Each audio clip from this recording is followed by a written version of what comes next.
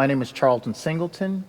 I am the Artist in Residence Emeritus here at the Gilliard Center, and welcome to another edition of Raising the Volume. On today's episode, we have, truth be told, he's my cousin. Did you have to bring that up? Of it course. Makes it like nepotism around here, You know? Of course. You know that. Well, that was going to come up anyway. All right. He is an author. He is an historian. He is a professor. And we are just honored to have him here on stage with us. So please welcome Mr. Damon Fordham. Thank you, brother. I appreciate you taking time out of your schedule to come and hang out and talk with us for a little bit. Well, I appreciate you for having me here. So now let's start. I always ask our guests to just give us a little brief beginning history, where you're from, you know, and things like that. Okay. I was born in Spartanburg, South Carolina in 1964. And in those days, if you were born to a middle-class young lady from a family who was very well respected, and you had a child out of wedlock, particularly from a married man, well, off you went. So I was put up for adoption. Okay. And I was adopted 9 months later, as a matter of fact, exactly 57 years ago tomorrow. Oh, okay. When I was 9 months old, by Pearl and Abraham Fordham of Mount Pleasant. She was a nurse at MUSC, in fact, one of the first black RNs there. And my dad taught science at Lang High, which was the black high school in Mount Pleasant in those days, you see. My parents both went to Lang. Oh, Yes. of course, yes. Yes, I know that. Oh, yeah. Very familiar with that. Yeah. And so I was considered quite odd as a child because I was very bookish, I was very bad at and disinterested in sports, and I loved to read. But my father saw more to me than that. He understood my love for books and history and things like that, and he was one of the few who encouraged me on those lines. And then some of the adults, such as my scoutmaster, Mr. Philip Ankrum, and several other people, and my minister, Reverend Joseph T. Jackson at Friendship AME. They saw more than something that was unusual. And I came to understand that most people know what they see and what they're told. And most people thought of black boys as being good at all things physical but nothing mental. And I was just the opposite in those days. But they saw my potential. So in spite of being very badly bullied by a lot of my peers and such, I always had this idea that I was going to grow up and be somebody. And my dad in particular reinforced that in me. My mother did too, to a large degree also. But anyway, so I graduated from Wando High in 1983. In fact, on the very stage that we're on right now is where I marched and got my diploma. Wow, okay. And a good friend of mine named Irwin White came back from the university. Irwin. Oh, well, I'm sure you do because Yeah. he has roots in Wando also. Yes. But in the fall of 1982, Irwin White came back from the University of South Carolina and telling me what a great place it was, so I decided I'd go there. And that was the wisest thing I did, I think, for reasons I'm about to get into. My dad died in Valentine's Day 1984, in the middle of my freshman year. And there was serious doubt if I'd go back because my mother took a turn for the worse for many years afterwards. But my pastor, Reverend Jackson, encouraged me to go back to college. And I'm glad I did because that changed my life. I met a Dean Willie Harriford of the Black Studies Department there. And it was he that showed me that my love for reading African American history that was something I could make a career from and that I could make a living from. And he also helped me find an individual who taught my biological mother, and that led to a 12-year search of me trying to find my family. Now, in those days, this was before the internet, so it took 12 years, you see, before I was able to find my family. And once I did, I got into a good relationship with my biological mother's people. and some of my biological father's people.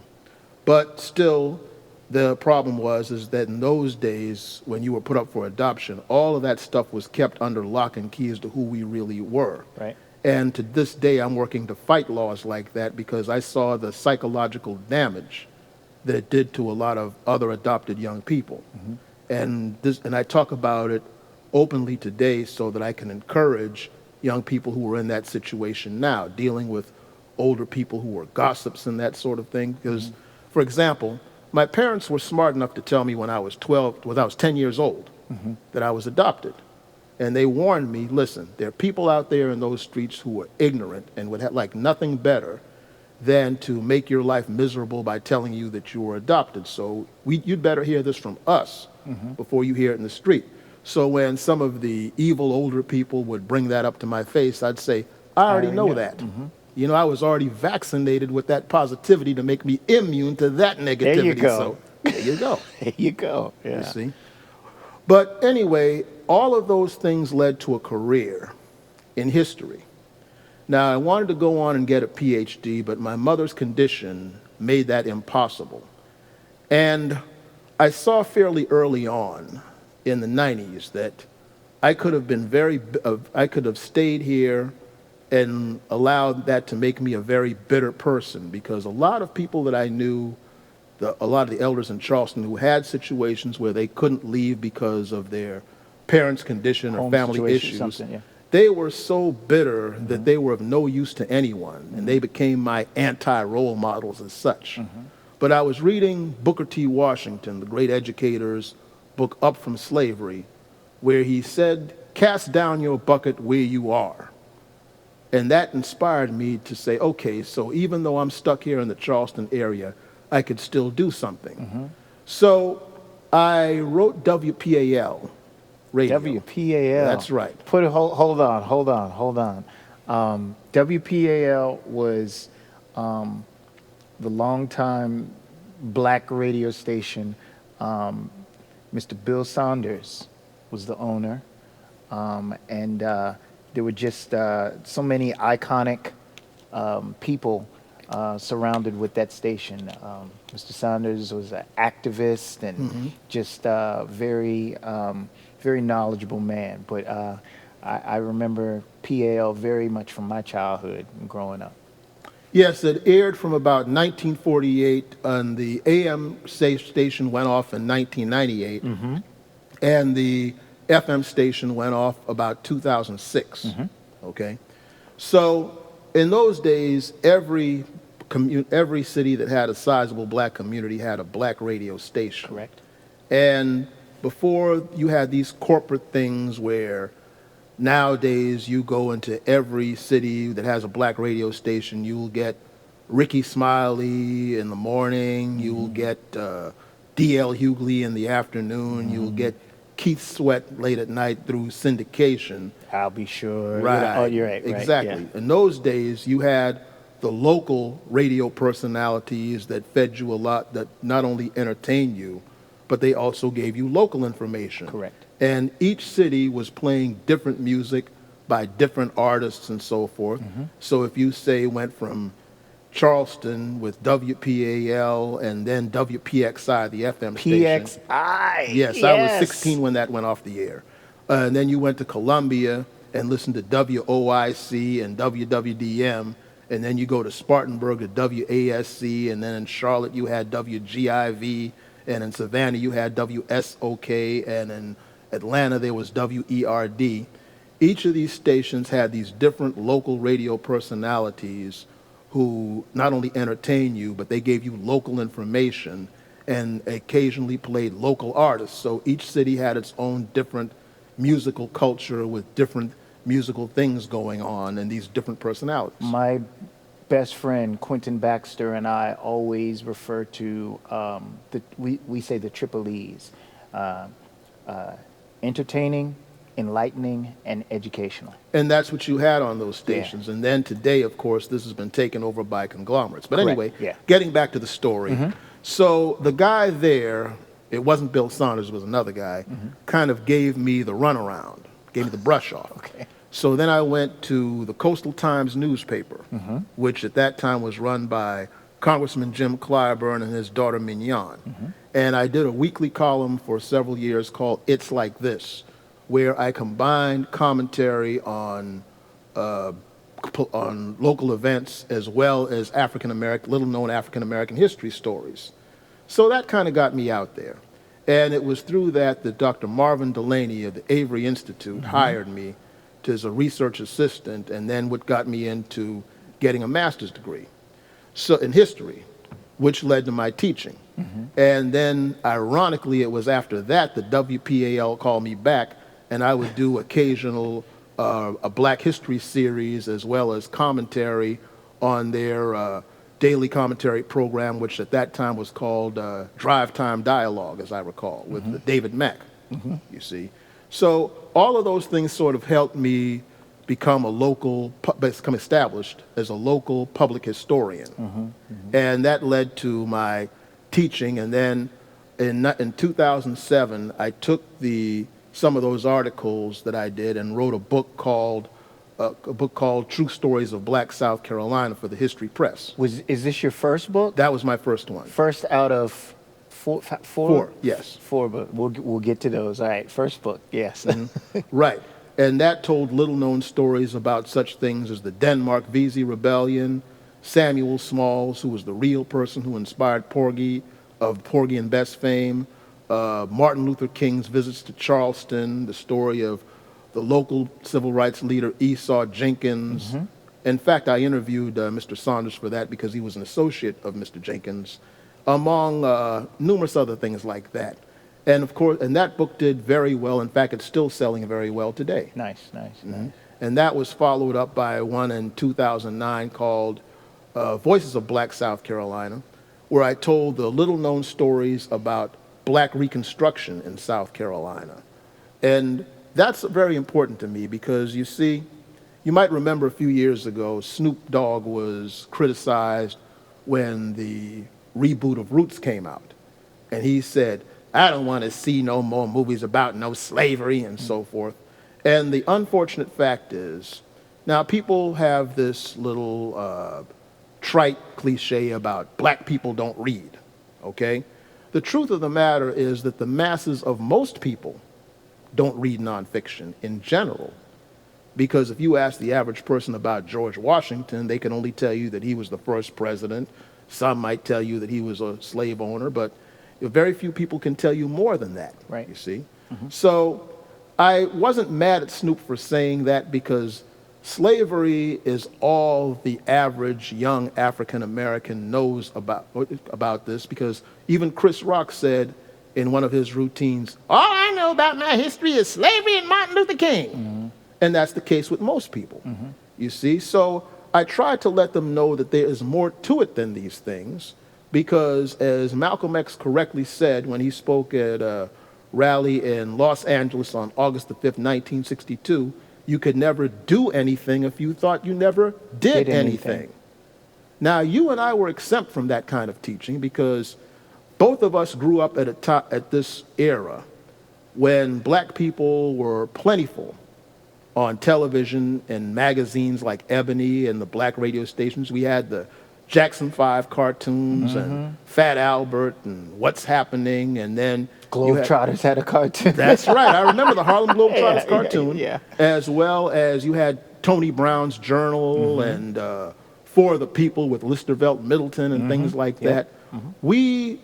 So when Bill Cosby came out, and yes, I mentioned Bill Cosby, when he came out with the Bill Cosby show in the 80s with him as the doctor and his wife was the lawyer and all that, that was no shock to you and me. Right. Because you and I were exposed to that. Correct. But what you and I didn't, what people like us didn't often understand is that there were thousands of young black people who were not exposed to that and who really believed that the extent of their existence was ghetto pathology.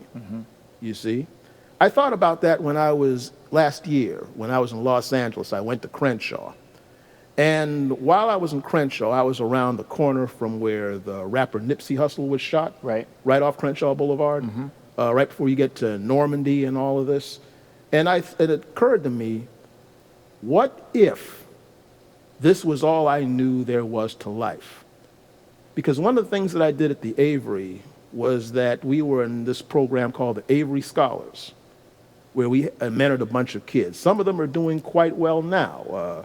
Crystal Russell is a teacher in New Orleans. David White Jr. is doing a lot of things here locally with the youth. Latarin Rainey, she's now a book publisher. And, you know, a number of them are doing quite well. Yeah. But I remember we had this one young girl from the Johnson Street Projects. And we were supposed to have a black lawyer come and speak to the children one day, but he didn't show up. And she said, "Man, Mr. Fordham, you know there's no such thing anyway." And I said, "Why would you say that?" And she said, "Well, you know all black men do is kill each other and sell dope and go to jail." And she was 10 years old. And she was speaking of the extent of her existence. Right. You see? All she saw, this was what she saw and what she knew. Right. And being that people like you and I were fortunate enough not to have that kind of background, you and I grew up before the devastation of crack and mass incarceration and other such matters, I feel that we have a duty to show the young people out there that there are better things out there for them.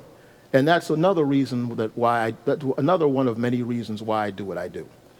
When you, and I'm just stepping back a little bit, when you were at the University of South Carolina, were there any initiatives or things that you were a part of that led or helped or inspired any of the things that, you know, went into your being now, I should say? I'm glad you asked me that. All right.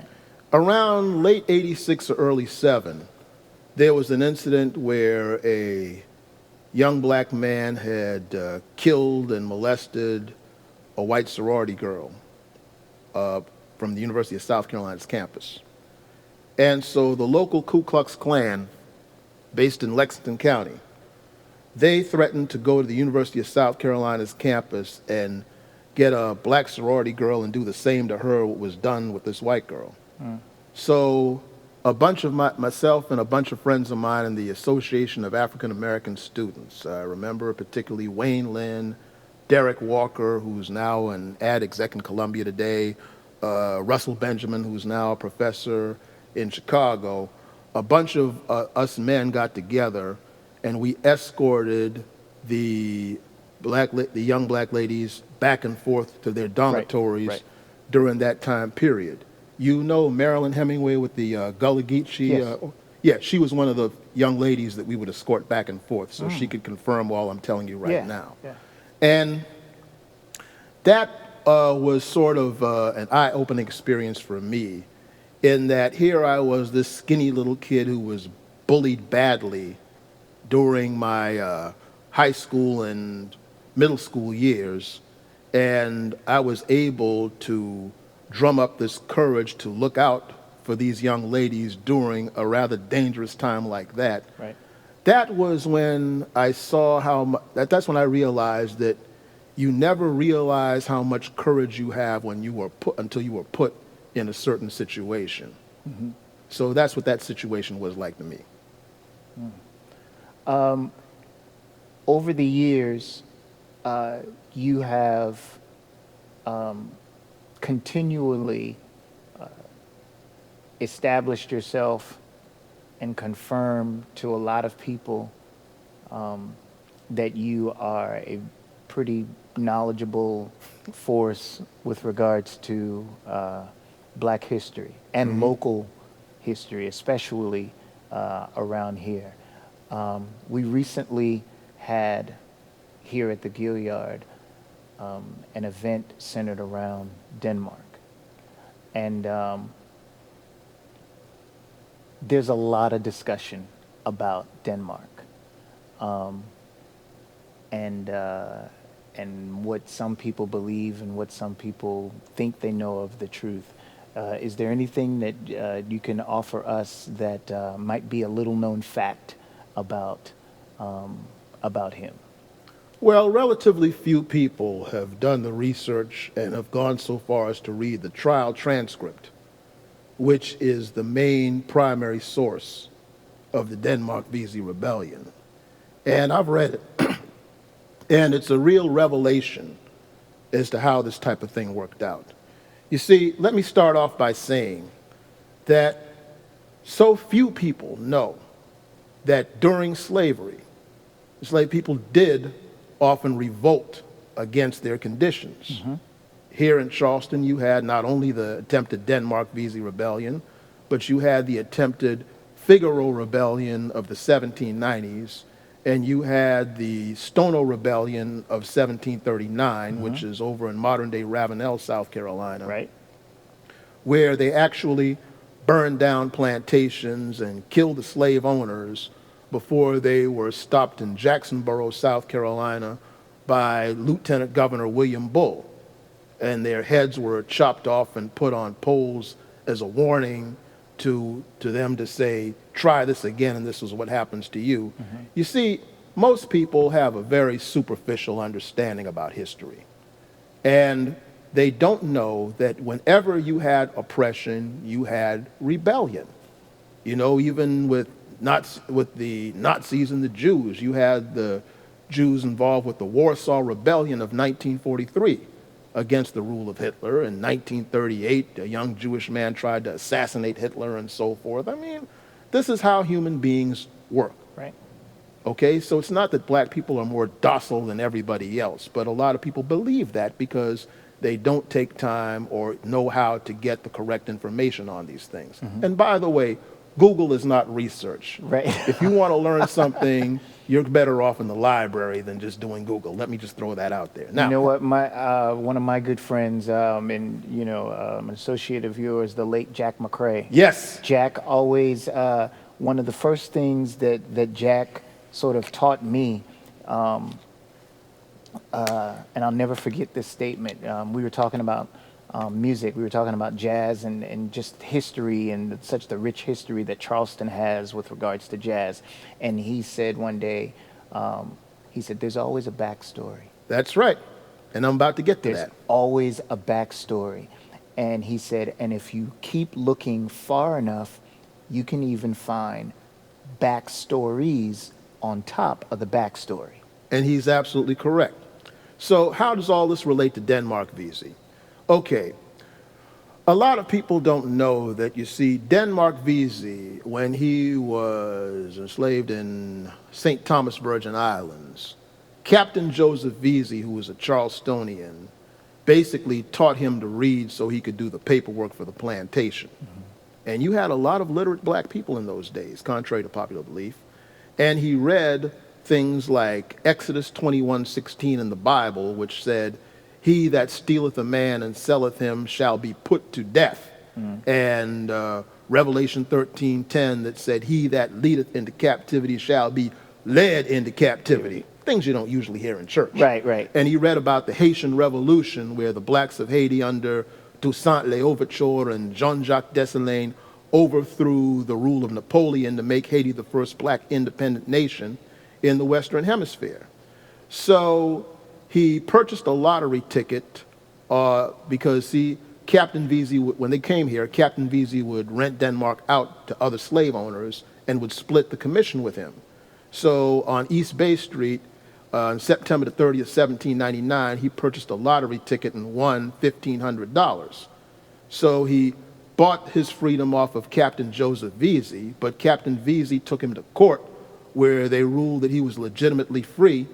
And in 1800, he became a lay minister in the AME church. We call them class leaders at the Hempstead AME church over on Charleston's east side, Right. which is roughly where Philip Simmons Park is today.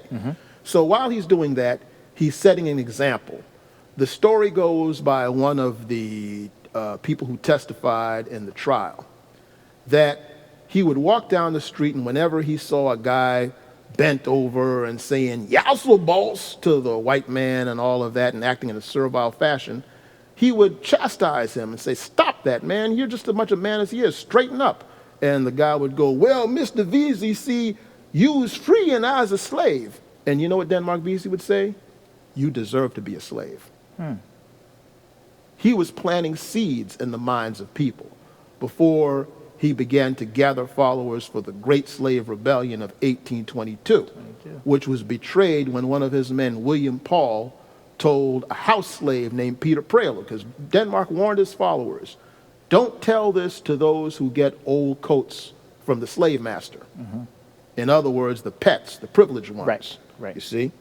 Because the plan was they were going to break into the city armory late at night and steal guns. And the city armory is on Meeting Street where the federal courthouse is now. Right. And they were going to go throughout Charleston setting fires.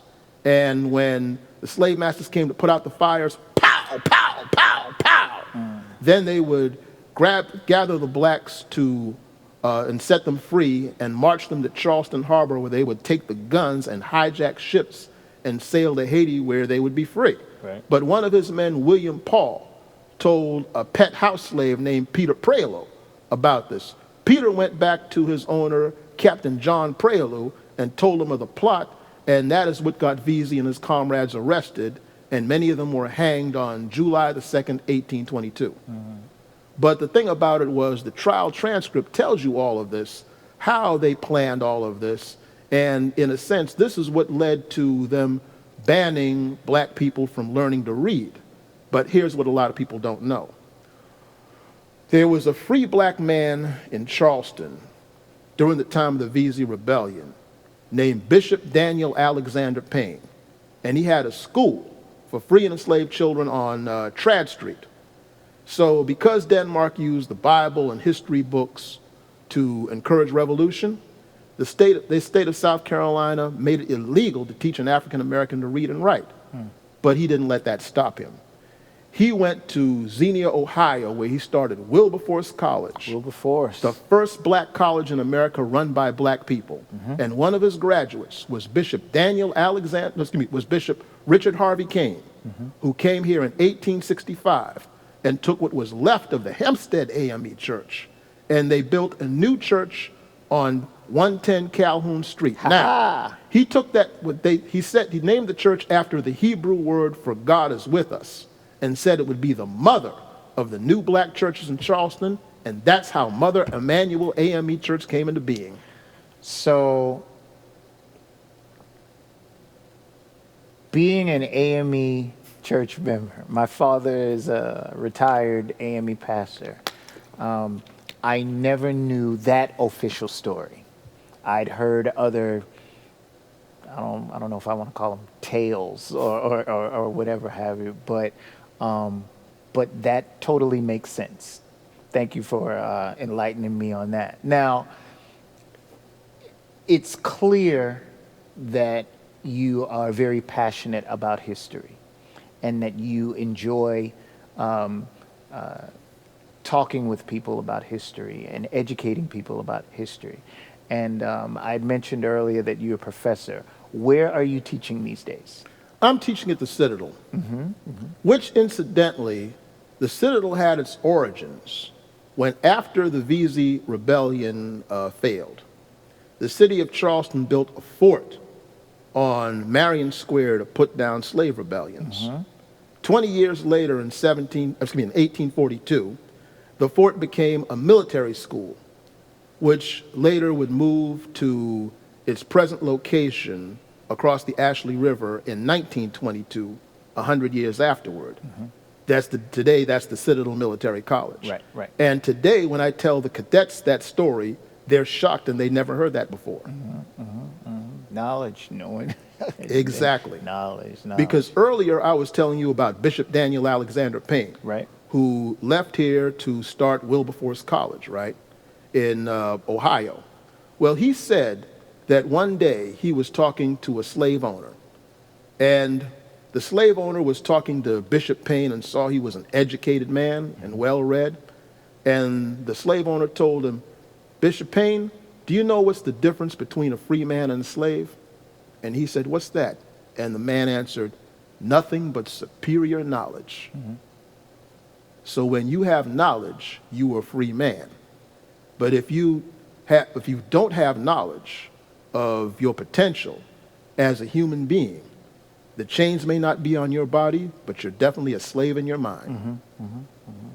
So, slightly shifting gears, you, in addition to teaching, and I'm sure being in demand as a speaker and consultant for a lot of different projects, and actually one that's happening here at the Gilliard right now that is being worked on. I understand that you do tours in the city.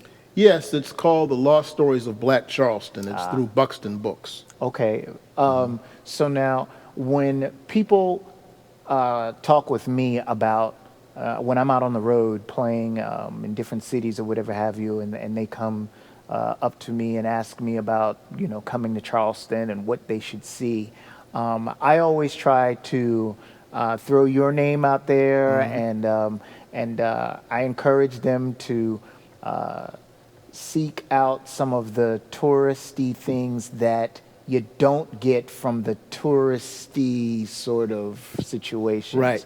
It's sort of the not so glamorous things, the not so known just by,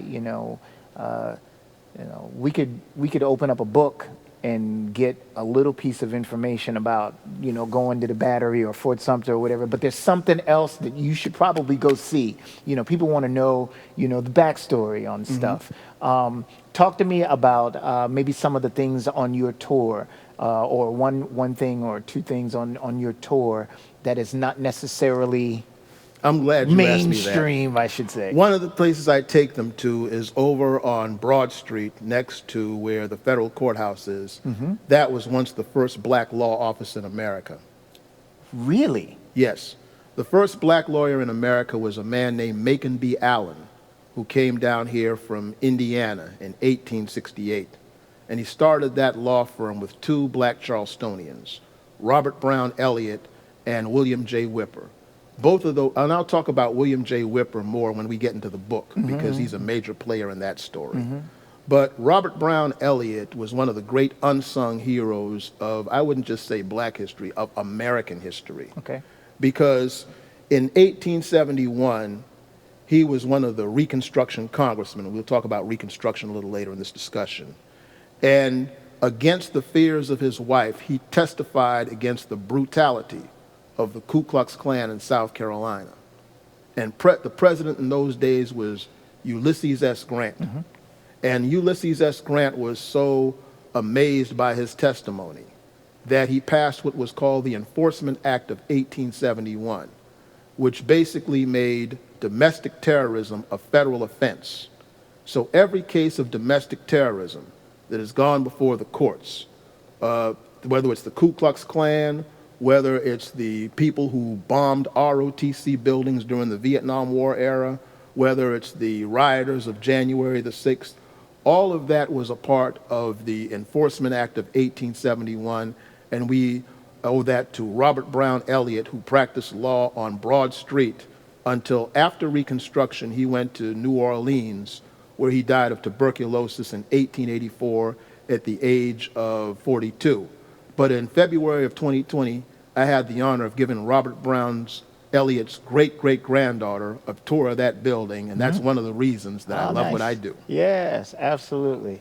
Jumping ahead to your newest book, when did that come? What's the name of it? Yeah, it's the 1895 segregation fight in South Carolina, and it is one of my favorite stories in all of American history, and one of the least discussed, because this story was buried in scholarly archives and scholarly articles and newspapers for 127 years before I recently brought it to light in this book. And here's the story, the basic story behind that. You see, in 1895, our senator then was a man named Benjamin Ryan Tillman. Benjamin Ryan Tillman was an advocate of lynching and the architect of segregation in South Carolina. Now, during the Reconstruction days, prior to this, from 1865 to 1877, the federal government tried to reform the Confederacy by passing the 13th Amendment that ended slavery, which Lincoln got into motion, but he was assassinated before it was passed. The 14th Amendment in 1868 that said that if you were born here, you were a citizen, and the 15th Amendment that said all men here had the right to vote. When we get that in 1920 with the 19th Amendment. So during that period, you had such things as in Baton Rouge, Louisiana, in 1872, you had the first black American governor. His name was Pinckney Benton Stewart Pinchback. He's also the founder of Southern University in Baton Rouge. Here in South Carolina, there were 2 black lieutenant governors. Alonzo Jacob Ransier served from 1870 to 1872, and Richard Howell Gleaves, who served from 1872 to 1877. Gleaves served under Governor Franklin Moses, making this the first time in American history you had a Jewish governor and a black governor running the state. Wow. South Carolina during Reconstruction. At the J. Waties Waring Judicial Center on Meeting Street, from January to April of 1868, that was known as the Charleston Clubhouse. From January to April of 1868, 76 blacks and 48 whites gathered at that building to rewrite the Constitution of South Carolina into one of equality, passing laws banning discrimination, calling for state hospitals and mental institutions, giving women the right to divorce abusive husbands, ending debtors' prisons, and on January the 23rd, 1868, the great Robert Smalls, who freed himself and his family from slavery 6 years earlier, he got up and said, resolved, all children between the ages of 7 and 14 in South Carolina must attend public school at least 6 months a year under penalty of noncompliance. That was the first public school law in the state of South Carolina. So that was started by Robert Smalls, ex-slave, free man, and Reconstruction hero. Yes. So the University of South Carolina, my alma mater, was desegregated from 1873 to 1877. They had one of the first black professors there, Richard T. Greener, whose statue is now next to the library. But all that was swept away when the Klan and other groups like that basically gained full force, and they set about a counter-revolution in the South that led to the fall of Reconstruction. And this led to the rescinding of a lot of our rights. However, these men did not give up without a fight. In 1895, when Benjamin Tillman tried to do the Constitution that would make segregation the law of the state, 6 great black leaders who are largely forgotten today. Robert Anderson, a teacher from Georgetown. James Wigg, Isaiah Reed from Beaufort, James Wigg from Beaufort, Robert Smalls, William J. Whipper, a black lawyer who practiced on Broad Street, and Thomas Miller, the founding president of South Carolina State. These men faced insults and threats to go to the State House and try to stop it. Right. They got 2 white representatives to get on their side, T.E. Dudley out of Marlboro and John Harleston Reed from Georgetown, and they made eloquent speeches that was broadcast in newspapers around the world to show the eloquence of why this should not happen. And even Booker T. Washington, down from Tuskegee, he gave a scathing rebuke to Benjamin Tillman, saying that if it was expensive to educate the Negro, it would be more expensive to keep them in ignorance, and that would lead to a state where poverty and crime would abound, and that if you basically what you sow you shall reap. Right. And he was right, because segregating the state would lead to the low literacy of South Carolina. And why did they do all this in the first place? For the main reason that you had racism is to begin with, to prevent the poor whites in their squalor and misery from realizing their commonality with the oppressed blacks, to prevent the 2 of them from coming together to overthrow the wealthy whites of the society and thus bring about a state of equality. So what did they do? Very simple. Divide and conquer of the poor so that the rich could stay rich. Right. And that's what racism is all about, Charlie Brown. Right. And so this book tells the story of how these 6 brave men tried hard to basically prevent this from happening that shows that they did not go out without a fight. And there's some interesting things that happened with them in the end that I'm not going to discuss here. You know, you can buy the book and find out. Yeah. You can find it, by the way, on the website of Arcadia History Press, or at Barnes & Noble, or at many of your local bookstores. But you see, these things led to the seeds that would cause the civil rights movement of South Carolina that was to come. And this is important because, again, many people really believe that when these things were done against African Americans, they just sort of rolled over and went to church and prayed. No, these people got up and did something. Right. And if they could have done something against what was done to them back then, they could do something constructive today. Right. Why is that important? Because today you have a lot of young people running around calling themselves woke, who want to do things, but the leadership, the strategy, and the guidance are not there. So what we wind up is cosmetic activism that takes Aunt Jemima off the box, or takes down a statue, or changes names. But what does that do to the mother worried about her kids getting shot on the way home from school, Right. or a child getting miseducated in school? No. You got to have a serious plan and leadership on how to make real structural change in society before you can get anything done. And things like this, hopefully, will give them ideas. Right, right. Well, we Hope that appreciate you. helps. Yes, definitely. One last thing. You recently went on a trip. I just don't know if you called it a vacation or what. It was an educational journey. It was an educational journey. Can you enlighten me a little bit on your education? I mean, I know where you went, but I just want. I understand. I just want you to tell me a little bit about it again. Certainly. I was among 10 or so people. We went to Senegal and Gambia, West Africa. Professor Donald West at Trident Tech, he organizes groups for almost every year except for the pandemic, the heart of the pandemic. A lot of people who go there anyone can go. Right.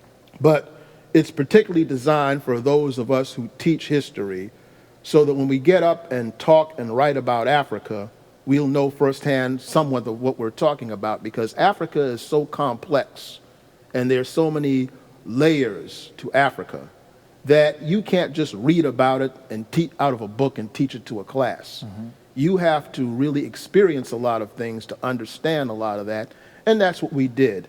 And the trip enlightened me on a number of levels. Among other things, we went to Gorée Island, one of the major slave ports off the coast of Senegal, where the Portuguese captured around the late 1400s, early 1500s. And we went to the pens where they had the slave posts.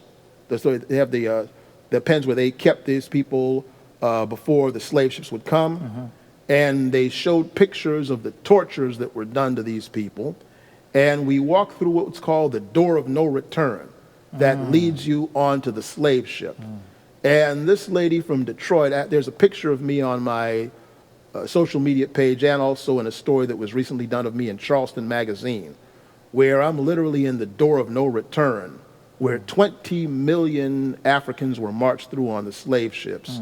And this lady from Detroit, Carol Tucker, she was on the trip with me. We cried in each other's arms at this. And let's see, then we went into a lot of the tribal areas and the jungles and the rural areas with the Fulani tribes and the Mandingo tribes, and we had a great day with the Mandingos in particular. We were out there feasting with them, and we were surrounded, beating the drums while they danced and so forth. And when they called me up to dance, I had an out-of-body experience. I was going to ask you, did you dance? Oh, of course I did. Yeah. You know, it's funny that you say that. I don't know what people think about me, because on one occasion I was at the East Cooper Disco a few years back. Hold up. Wait a minute. Stop. Wait. Let me tell the story, okay? But anyway, you said East Cooper Disco. Listen, okay? Let me tell the story. All right. I'm sorry. So a few years ago when I was at the East Cooper Disco, I was up there dancing with this young lady to Blow the Whistle by Too Short, right? Yeah. And this guy comes up to me, Brother Fordham, what is your opinion on reparations? I'm like, dude, I'm at a party, man, come on. Yes, I have a life. Yes, Yeah, I dance, yeah. and yes, I have fun. Okay. No, but now I'm let me just, get. you were just talking about how you said you kind of socially awkward or something. Or, you That know. was then, and this is now. Okay, all right. All right. I've grown up since then. All right, all right, all right. Anyway, so let me get back to the story. Dancing. Okay. Yeah. So anyway, I had this out-of-body experience when they asked me to dance around the drums and the music and going on and so forth. I really didn't know what I was doing at the moment. I just had this weird out-of-body experience. And Charles Tucker, the husband of the young lady who I told you I was crying with in her arms over at the Goree Island, he was filming all this. I hadn't seen it yet. And he said, man, you look like you were in the sanctified church and all that was missing was a tambourine.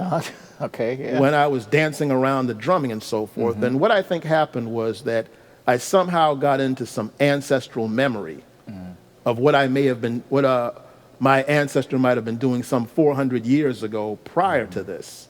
And it was a beautiful experience. I met with the Mandingo chief, and he was all full of wisdom. And I met these wise professors at the University of Dakar. I met with I spoke to some students at the University of Gambia, in which I told them that while they may study our technology, I told them to keep their culture, because while we may be advanced in culture, when it comes to how to treat other people, they have way more to teach the rest of the world than we have to teach them. And they greatly appreciated that. And throughout that trip, I was mistaken for a member of the Wolof tribe. Okay? And I found that interesting. And then our guide, a fellow by the name of Sekou Kasama, fine gentleman, I still stay in touch with him. He introduced me to a young Wolof young lady and said, this is your Wolof sister, and this young lady could pass for my daughter or a younger sister. Wow, okay. And I stayed in touch with them. And then it was right after that I found out something really profound. Are you familiar with the concept of the griot? Absolutely. Okay, for those of you watching this who don't know, the griots are basically the African historians and storytellers.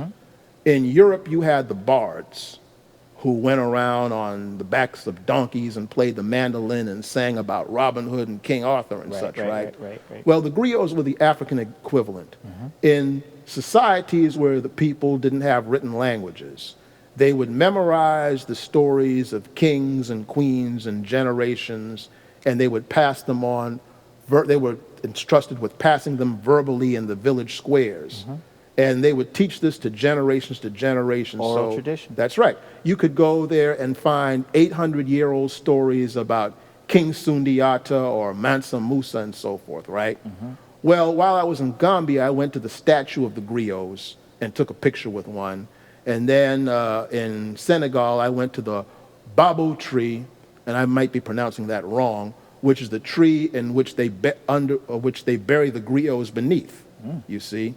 And then after I met the young lady who was a Wolof and saw our amazing physical resemblance, I looked up the griots right before I left Africa and found that, get this, one of the main functions of the Wolof tribe was to serve as the griots and storytellers. I mean, that makes sense. Well, that's where I'm going with this. Yeah. And I'm like, whoa.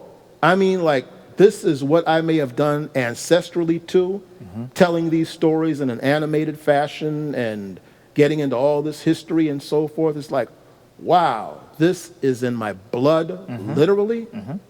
It was just too deep for me to handle. Yeah. And so when I got on the plane, there was this guy, Senegalese man in a suit, and so I said, Salam alaikum. And, he responded, alaikum salam, because that's how you greet people there. It's a largely Muslim country. And so then I said, excusez-moi, monsieur, so I could sit down, because they speak French there. Right. So the stewardess came by, and she asked, well, would you like anything? And I just casually said, yeah, y'all have Coke Zero? And the Senegalese man looked up at me. Excusez-moi, monsieur, American? And I said, that's right. I thought you Senegalese, Wolof. And I looked at him and said, mister, I'm a Senegalese Wolof American. I see how you did that. Man. So I literally found way more than I expected to find in Africa. I found myself. So I'm definitely going back when they organize the trip again in May. Okay. All right. Well, cuz I appreciate you coming on and just for this brief moment sharing all of this knowledge. I mean, there's a lot that our viewers can dive into and go down the rabbit hole, so to speak. With your knowledge and your books and everything. So once again, I appreciate you coming on. Thank you so much. You are greatly welcome. Absolutely. And we got to do this again. We definitely have to do a part 2 on this. I'm down for it. I'm down for it. All right. Thank you all. We'll see you on the next episode.